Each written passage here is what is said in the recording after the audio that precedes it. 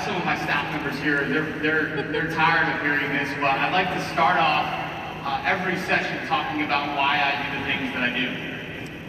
And I want to tell you a little bit about Poinciana High School. We are grades 9 through 12. We have 1,800 students. 52% of the students that come to me in 9th grade read below grade level. So we have an overwhelming task at my school in how we engage these kids. And taking them to high levels of learning can be a challenge when that is the reality. So I think it's very important that we know why we do the things that we do. And I would challenge you this morning, as you're here with your teams and you attack this conference, that you think about why you do the things that you do on a daily basis. Those are really important questions for us. I also have some street cred on Twitter. This is what my students think about me.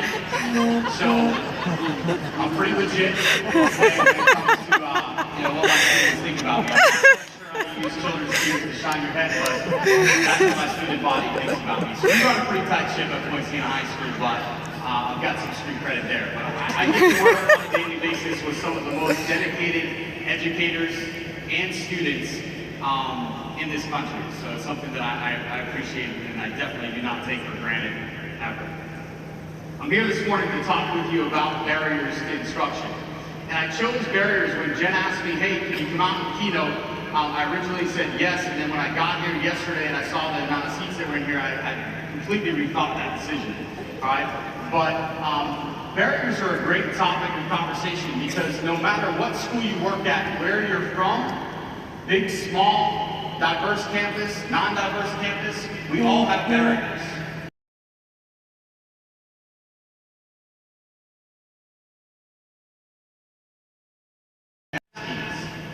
But we all have barriers in our schools. And I'm not gonna hit you with groundbreaking information today, but I do want to offer some thoughts on how to think about attacking barriers in your schools, in your districts. Okay? So that's what we're going to spend our time with this morning. The reality of the matter is that our classrooms no longer look like this. They're very different places, full of diverse learners. And I would actually challenge that the definition for diversity has changed as well. It's no longer isolated to ethnicity or even socioeconomics. Our classrooms are full of diverse learners with different learning levels. And our teachers have the ultimate task to engage all of those kids. They all come to us with different stories and different needs. It is becoming an almost impossible task. And that's where we all need to stick together in the education profession to help break down the barriers. Because the needs are very different. Our kids are 24/7 learners. They will consume information at 3 a.m. in the morning, whether we want them to or not.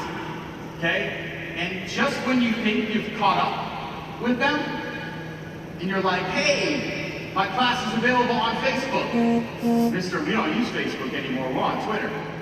Okay, well then I go and I create my Twitter account. And we're no longer on Twitter, we're on Snapchat now. And then we're not on Snapchat, we're on Kik. Okay, so all of these things, they're extremely difficult to even keep up with. They move at a speed that is absolutely incredible. They're probably your best sources of technology support in the classroom because they already got it figured out. So our students are for sure 24/7 learners. The question is, does our schooling allow them to take advantage of their learning styles? And I would challenge you to think a little bit about that. And we really can't fault them for that, because on Sunday mornings, you will find me on my couch, and I watch 8 football games at the same time. So I am also consuming massive quantities of information. Look at a screenshot of CNN, or look at a screenshot of ESPN. Look how much information we consume in our daily lives, and then we ask them to crack a textbook and wonder why they're not excited. Those are really important points that we need to think about in our schools. Our kids have this thing figured out. And bottom line, our kids are nice to us. Okay? When we come in and they truly engage themselves in this technology immersed world that we live in today, and we come in and we ask them to open up a textbook, most of the time they play along. They understand the game of school, they understand that they're going to take assessments, they're going to receive grades for those things, but the reality of it is that the best way to serve the high needs of all of our students in our classrooms and the diverse needs of our students in our classrooms. So this quote is pretty profound. Books will soon be obsolete in schools, and our school system will be completely changed in 10 years.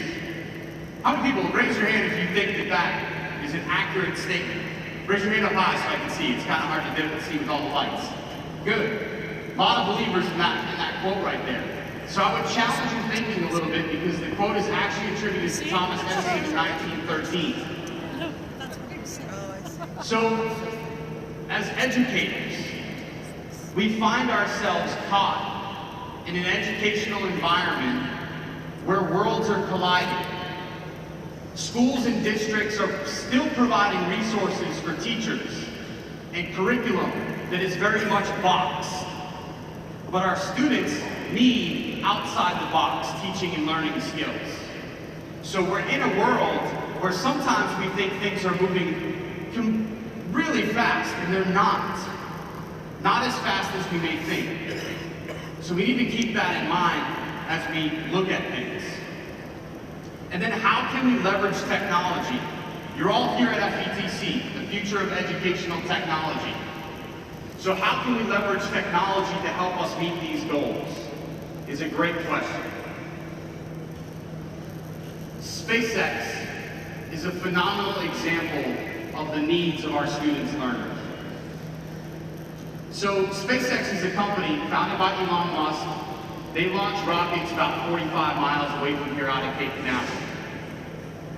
And they changed the landscape. They did something just over a year ago that really impacted all of us that are educators in this room.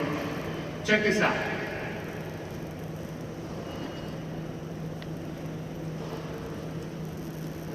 Can we get some sound?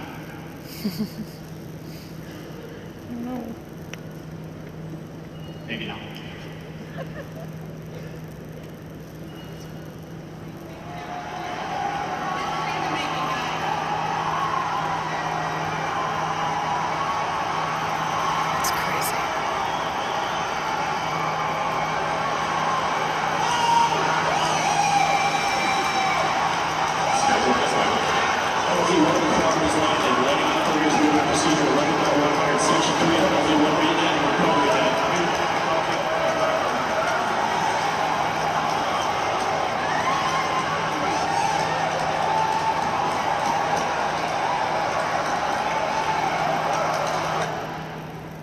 It's like the nerd Super Bowl, right? Like and I can say that because I'm an educational nerd, so I'm in the club. If you're not quite sure what you just watched, okay, this time-lapse photo tells the story. What SpaceX did in that moment is they launched a rocket from Cape Canaveral, they delivered a payload to orbit, and then they returned the stage one of the rocket, which is the engine component, back to Earth, a few miles away at a landing pad at Cape Canaveral, standing upright. It's crazy. At that moment in time, they completely changed the landscape for how we need to prepare students. They immediately created careers that up to that point hadn't existed. So how are we shifting our instruction and our teaching and learning to meet the students' needs? And there's hundreds of examples of SpaceX moments that are truly changing the landscape for us. So when we talk about barriers this morning, our barriers are real. They're great in all of our schools. How are we going to overcome them? Our kids aren't going to go to the moon. Our kids are even going to surpass what SpaceX did. They're going to move on to Mars and beyond. So does our teaching and learning prepare students to rise to that challenge? That's the question. The World Economic Forum put out in 2015 a list of top 10 skills. And I'm not as interested in the 2015 list as I am for the 2020 list. And if you look at the top 3 skill sets that they want to see from learners, complex problem solving, critical thinking, and creativity. Does cracking a textbook in a classroom produce these kinds of learners? Or how can we leverage technology to enhance that piece? That's the challenge. Those are the barriers. Here we are at FETC. And I want to give you a roadmap for how I think you and your team can best leverage the resources here at this conference. So let's talk about identifying barriers. If you don't know where you're going, you can't get there. So you need to get with your team of people. And you need to talk about, before you hit sessions this afternoon, what barriers are you trying to break down in your school, in your district? And how are you going to overcome those things? So you've got to get with your team to make that happen. And if you've not done that, I would challenge you before you get to those sessions this afternoon to have those conversations. We talk a lot in my school about where we're going. We have to know where we're going if we're going to attack those things. And you're going to find a lot of technologies here that are super shiny and have a lot of bells and whistles. And they're going to distract you. But you need to think about your barriers. The next thing you need to do after that is plan with a purpose. If you're not looking at the program guide and not developing your plan and how you're going to attack this conference and knowing what you need to do, you're going to be a little bit lost. And FETC has introduced some new strands that have made the job a little bit easier, where they've broken down how can we frame the conference based on what your role may be in your school or district. Jen Womble, the FETC program chair, talked about why they shifted to that. And they did it to match their participants' needs, to better match their participants' needs, which is great that we're attending a conference that is receptive to what our needs are as participants. And you have these 5 different strands that are available for you: the educator strand, the admin strand, special education strand, which is something I'm extremely excited about, the early learning strand, which makes me super nervous. Anytime we get small kids in large numbers together, I'm out. All right, but I've spent the majority of my career in high school. So, and then you've got the information technology strand. So there's some really exciting things available for you, and they've set it up in a way that's really easy to digest, which I like. So planning with a purpose. You have to know what questions to ask. And it ties into knowing what your barriers are and planning with a purpose, and then asking the right questions when you hit the exhibit hall. That space over there is extremely intimidating, especially if you're a classroom teacher. And you may not make all the decisions in your school. So what questions are you going to ask of vendors and these amazing technology companies that are on the exhibit hall floor? So I reached out to companies that I like, that I think are very good to education. The team from Remind talked about making sure that you have a plan and doing your homework before you come to the conference. Again, planning with purpose so that you can prioritize what it is you're going to see and what it is you're going to do. The team from Squirrels talked about keeping an open mind and also looking at what your district or school's mission and vision are, and then how can you find technologies that can help meet that mission and meet that vision. So knowing what to ask is an extremely important piece as well. The 4th thing is, what do you do when you get home? I heard Jen speak yesterday at if you're new to FETC strict session they had yesterday afternoon. And she talked about January 30th being the date, because that's when this conference truly starts for you. What are you going to do when you get home with the learning that you have consumed here at this conference? How are you going to extend it when you get back? You need to huddle up with your team. You need to talk about, what is that going to look like? At my school, we talk about a return on investment. If I send you to a conference, the expectation is that when you get back on campus, you're going to share the things that you learn. It's a return on our investment as a school that you're going to bring back those strategies. We've also really thought about how we distribute professional development in our building, and we utilize something called strategy walks, where every teacher that we send to conferences, part of the return on investment is that you're going to guarantee me that you're going to open your classroom and not just teach teachers about it, but you're going to show them and model what it looks like. Those are really important pieces. And thinking about what does your professional development model look like as you kind of roll out some of the learning that you have. I'm going to talk about 5 barriers, specific barriers this morning. And they hit on 5 different areas: prep and planning, teaching and learning, professional development and support, intervention, and accessibility.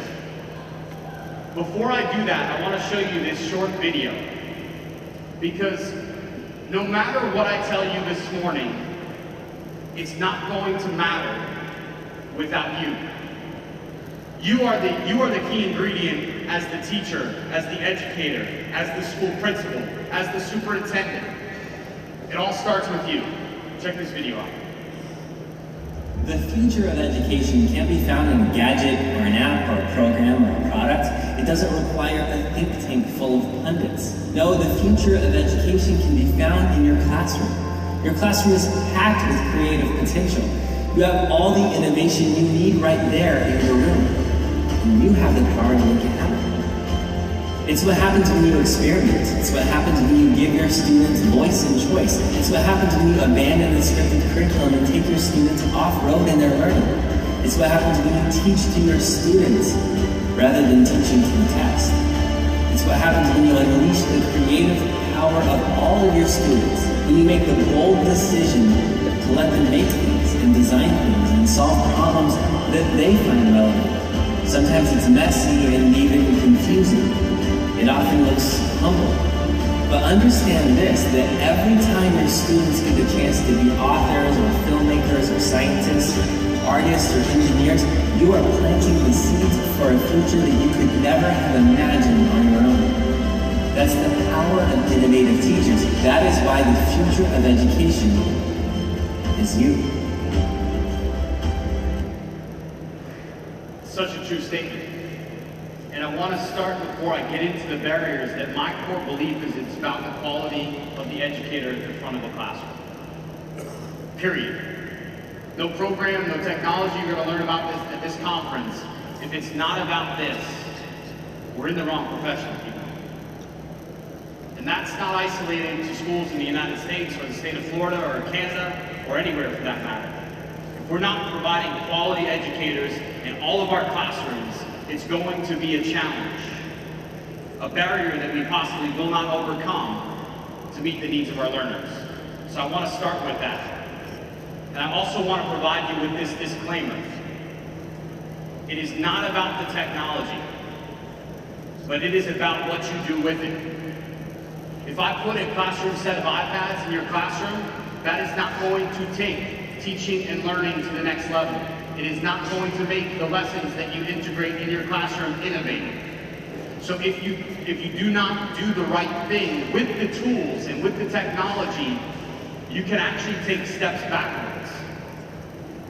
So I want to be clear on that. I also want you to know that I'm going to talk about some tech companies this morning. I'm not saying that they're the best out there. It's what we use in my school, all right? So I want to be clear on those pieces. Time is a barrier that every school faces. How do we engage teachers in the prep and planning process and break down the barrier of time? Twitter is one of the best ways. We have to get teachers, if you're not a Twitter user, you're at the Future of Educational Technology Conference. You are missing out on possibly the greatest professional development tool that is available to educators today. Period. And you need to be engaged in that process. Through the use of hashtags, this screen here is actually a live screen, so it's actually a live feed of all of the tweets that are being marked with hashtag FETC. And you can see the conversations that are happening, right? While this conference is going on. So you're able to keep up with, through the use of hashtags, all the information. If you have teachers that are not here at this conference, they can follow right along with the learning at home. It's the same way. All right, throughout our professional development piece, if you look at all of these hashtags that are available to educators in the education space, and you can curate that content. It's not about, if you're still searching for resources, lesson ideas online, you're working too hard. The content can come to you now. And you are able to do that through social media platforms like Twitter. So if you're not on Twitter, you need to create an account. And don't just create an account and don't use it. And I know who you are because your profile picture is an A. Okay? So if that's you, you need to get it fixed before you leave this conference on Friday. All right, just want to make sure that we're crystal clear on that. Paperly is a great technology that integrates the use of Twitter and other search terminology on the web. Using Paperly, I am able to take information, any search term that I want, and publish it whenever I want through Paperly. So for example, every week, this program searches for hashtag EdChat, hashtag EdTech, and it sends me an email on Sunday nights, which then I can forward out to my staff. And then it puts it in a nice, easy, user-friendly newsletter format. And I don't have to do anything. It comes straight to my email, the content comes to me, and then I can distribute with my team. So we have to utilize technologies to work smarter, not harder. Let's talk about teaching and learning. Barriers for us was how do we get, if we truly have 24/7 learners in our classrooms, they don't like to wait a long time for feedback. The days of grading papers and waiting 2 weeks to hand them back, they're gone. Our kids need immediate feedback. We need immediate feedback as educators to be able to shift our instruction. So we utilize GradeCam in my building. You have to have an assessment tool like this. And this is a screencast of me grading papers using the webcam on my laptop. And it's grading them, disaggregating data instantly for me, and then it spits out a massive amount of data for my teachers to then be able to shift their instruction. And you can align it to state standards and all of those pieces. This is an important piece of the work that we do at Poinciana High School in terms of taking our instruction to the next level and also customizing learning for the needs of our kids. We have to be able to provide students with immediate feedback. They're not going to wait. So we have to make sure that we shift the strategies that we're using in our buildings to be able to address those needs. We're also doing some very unique things with College Board and Khan Academy. I work, again, 52% of my students read below grade level. We have a lot of opportunity in areas for SAT and ACT scores at my school. So we decided to utilize a partnership between College Board and Khan Academy where students can take PSAT scores and link them to tutorials through Khan Academy. The beauty of it is it takes the results from their PSATs and it customizes their test prep for them in Khan Academy. So I'm a skeptic, okay? And I wasn't quite sure how this was going to work. We took a pilot group of students and we engaged them in 16 hours of test prep sessions with their PSAT scores linked to Khan Academy, which by the way is completely free. It costs us nothing, okay? So we had the pre-Con group, we had their scores prior to Con. Our Con group increased their scores by an average of 20 points on the SAT. We like those results. 16 hours of test prep on a platform that cost us absolutely nothing in my school, that kids were hooked in and bought into, is game-changing for us. So breaking down those barriers with the use of technology. We like that. If your district, also in the teaching and learning space, has not unleashed the power of mobile devices, you need to. Sometimes it takes critical conversations.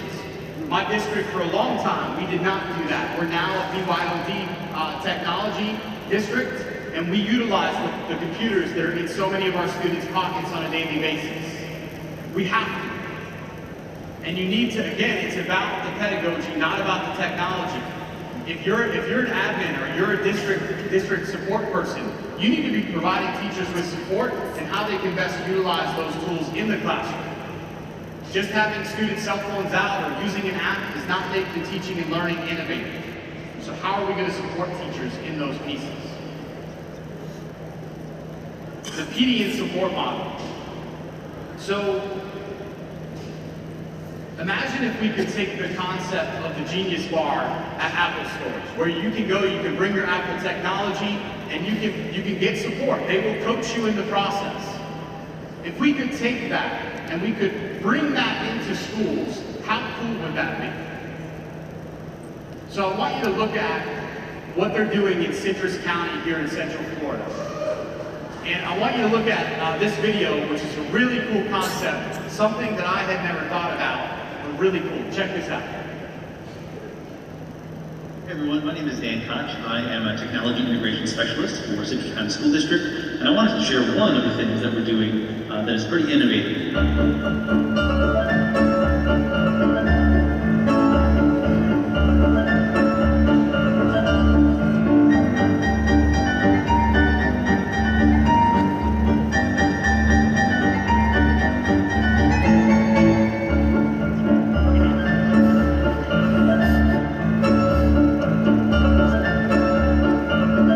So that was a booking video for the Citrus Springs Middle School Genius Squad. And we're certainly not the first school to do this, but we formed a student tech team that was sort of in charge of keeping track of all of our iPads. We're a one-to-one iPad school in the district. They had their own office hours. They were booked by teachers to come into their classroom and co-teach alongside them if they were very proficient in using a specific app or a tool on the iPad or the computer. And they were kind of just that guide on the side for the teachers. One of the most powerful parts of this was we got to publish our technology help videos, not just to the website that we had set up, but to the iTunes U catalog.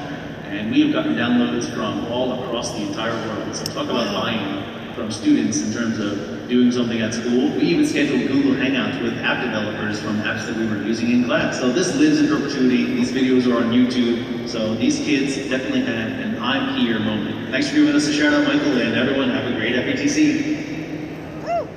So Dan's doing some amazing work in Citrus County schools, where he's leveraging the technology experts that we have in our buildings, our students, to then provide support for their teachers. What a concept. Completely flipping the script. So our students now are providing the teaching and learning and the coaching opportunities to the adults in the building. Really cool concept. Dan will be presenting later on today, so check him out in the program. He's going to be talking a little bit more about how they do some of those things. You can find him on Twitter there. So let's talk about intervention.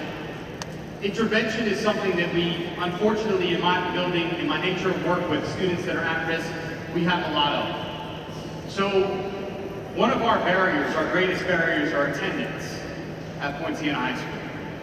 So what we did was we took the technology of Remind, which I'm sure many of you in this room have heard of before, and we tried to incorporate an innovative use to Remind. So what we do is we take kids that are at risk for attendance and we enroll them in their Remind group, and we send them 3 text messages every single morning starting at 5:45 a.m. Okay? And we send inspirational quotes, and we send wake-up calls, and hey man, we're excited to see you at school today for your day of learning. And I will tell you that it has a profound impact, because we know our kids and our barrier. Many of our parents work 2-3 jobs, and they're not home when their kids leave for school. So through the use of technology, we've been able to break down barriers. On average, students in our Remind intervention group increase their attendance by 60%. All right? So that is not something that we typically think of remind youth for, but we had to, again, identify our barriers, plan with a purpose, and then make it work for us. Accessibility. I have a limited amount of funds. I would love to be able to fly my French classes to Paris. I can't.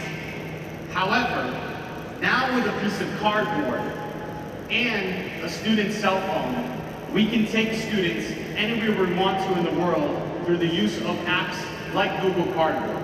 Check this video out. My name is Lance Teasley.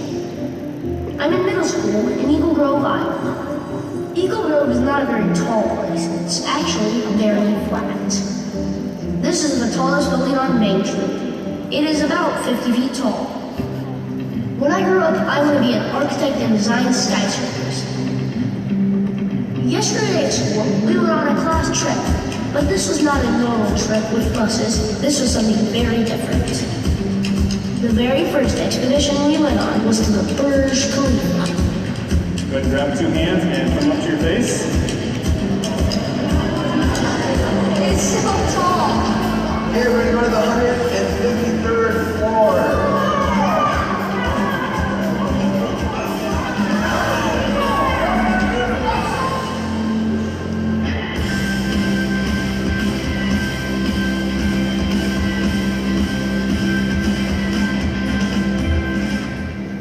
How cool is that?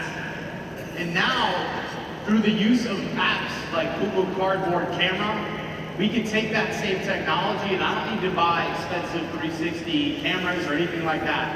I can actually use their app to now take 360 images. So this is, I'm bringing you all to Poinciana High School. This is our courtyard, and you can take a 360 image on your cell phone, and then you can use it to be viewed in the Google Cardboard viewers, where you can now, what we're in the process of doing is actually building virtual campus tours using all different areas on our campus and giving people access to 360 views without ever having to come out to our campus.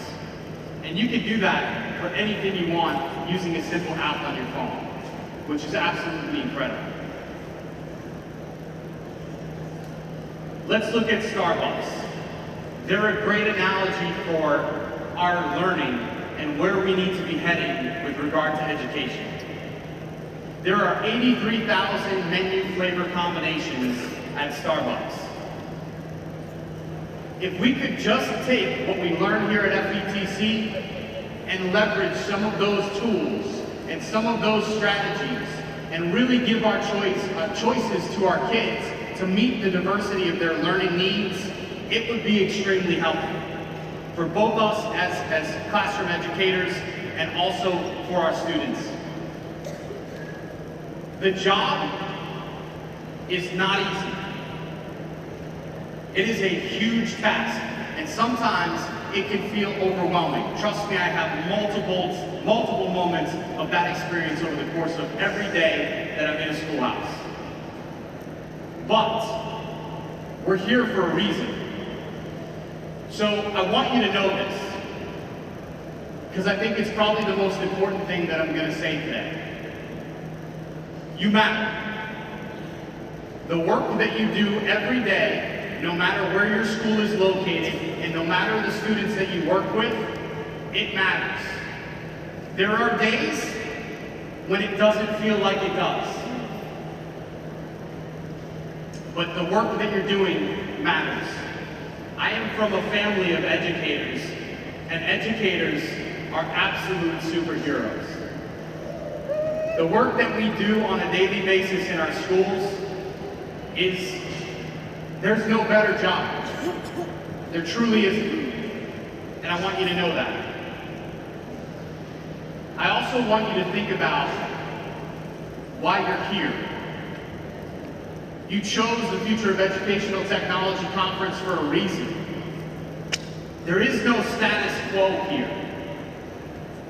So you need to think about how you can leverage the things that you learn from the speakers. Ask questions of them. Provide feedback to them. Get engaged with them on social media. Because there is no status quo, and if you're here, there's a good chance you're not a status quo thinker. I want to leave you with a short clip from a TED Talk by Rita Pearson. It's my favorite TED Talk. I watch a TED video every single Monday morning, okay, when I need that pickup. But this is my favorite. This is Rita Pearson. And we come to work when we don't feel like it, and we listen to policy that doesn't make sense, and we teach anyway.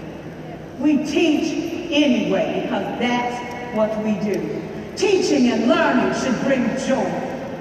How powerful would our world be if we had kids who were not afraid to take risks, who were not afraid to think, and who had a champion? Every child deserves a champion, an adult who will never give up on them, who understands the power of connection and insists that they become the best that they can possibly be. Is this job tough? You betcha. Oh God, you betcha. But it is not impossible.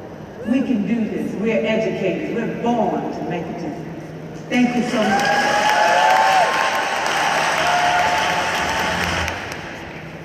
I love her. Absolutely love her. So as I close out today, I would challenge you as you move forward for the remainder of this conference and when you get home to think about why you do the things that you do and why you're here.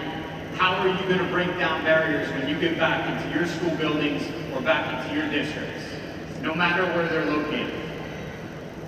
I want to thank FETC for having me out. I appreciate you guys getting up early. I appreciate the work that these amazing STEM schools are doing. It's absolutely incredible. And I'm excited about where we're headed as a profession. And I'm excited about the learning that I'm going to be engaged in the next 2 days here. Thank you guys very much. I appreciate your time.